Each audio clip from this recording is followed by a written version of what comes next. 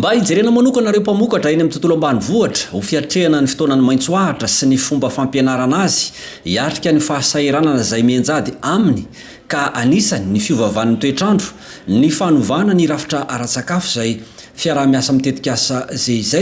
vatsy ny gouvernemanta Allemana vola dia nanatanteraka atrikasa ho famolavolana ny fitaovana na outil de référence ciblé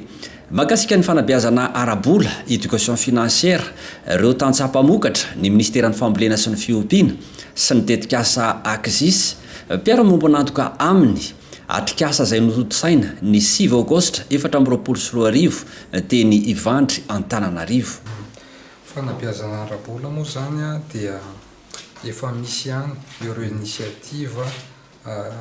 raha eto anivon'ny ministère fambolena sy fiompiana zao dia efa misy initiative fanabeazana arabola fa ny fanontaniana mipetraka dia hoe ampy ve ireo initiative ireo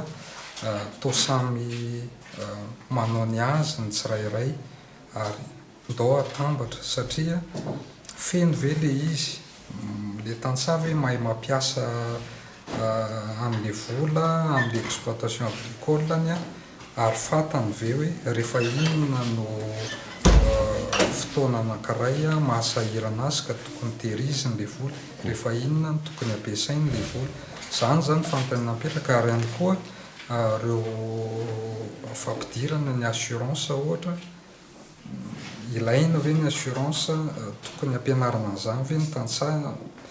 assurance crédit épargne reo zany tsy afa-miala amin'izay fanabeazana arabola zay dia mahakasika an'izay zany no tena vontoantany satria initiative amin'izao fotoana zao zany tena ngeza satria androany zany dia anozatra anankiray ministera hoe éducation financière ho an'ny tantsaha ciblé ho an'ny tantsaha dia io zany metytsika eny amin'ny tontolo ambanivohitra andreo sy afaka manao vulgarisation izay eto amin'ny ministère-ny agriculture sy élevage. Marihana fa reo famokarana tantanimpianakaviana misy sokajy 3 dia ireo izay tena sahirana ireo atenatenany ireo izay metimety ny fiariny no iantefan'ny asa fanabeazana aravola.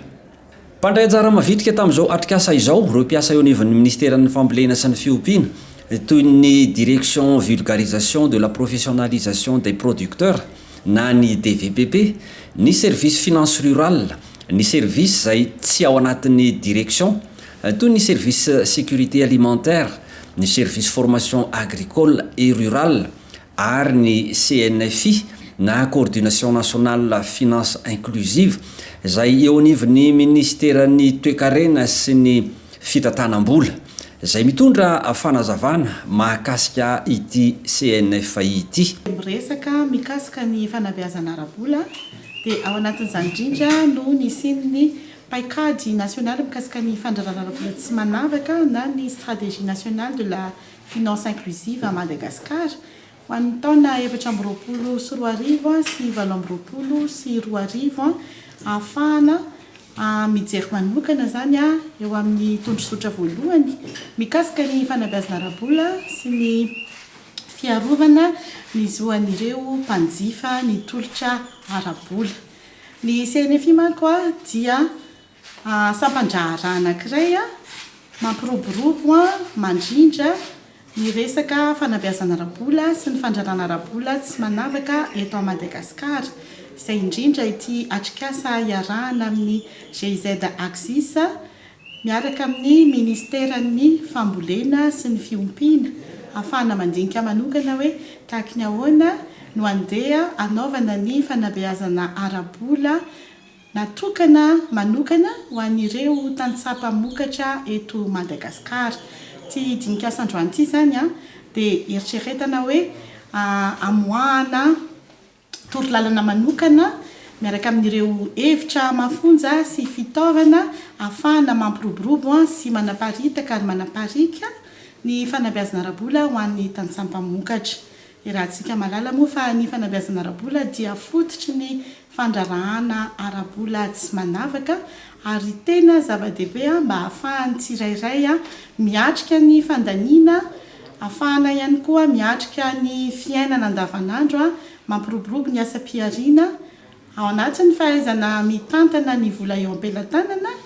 ary indrindrandrindra hoe mahay a manao tahiry a mitsinjo ny vody andromerika mampiasa vola mahay mindrana vola ary mba hahafana zandrehetrarehetra moa zany dia ao anatin'ny ady amin'ny fahasahiranana sy ihany koa ao anatin'ilay hoe mampitombo ny eo am-pelantanana mba hahafahana mampitombo ny asa-piariana. Antenaina fa oevibaovao no ivohitra ao anatin'izao atrikasa izao.